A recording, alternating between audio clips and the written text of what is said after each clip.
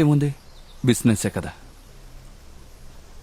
ఆ రోజు జరిగినట్టే మళ్ళీ జరగదని హరి గారు గ్యారంటీ ఇచ్చారంటే ఈ డీల్కి మేము రెడీ. అరే ఏంటి జమాల్ ఇదంతా?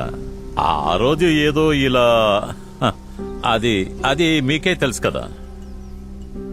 ఏదెలా జరిగినా మనం ఇంతవరకు వచ్చేసాం. ఇది నా ప్రైవేట్ స్పేస్. ఇక్కడ అలాంటి ఆర్గ్యుమెంట్స్ అవసరం లేదనుకుంటాను.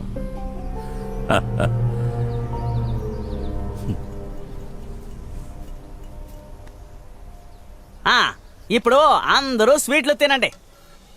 సార్ మీరు మాత్రం తినకూడదు. రే, వాళ్ళని భయపెట్టకు, ప్రశాంతంగా చెప్పు.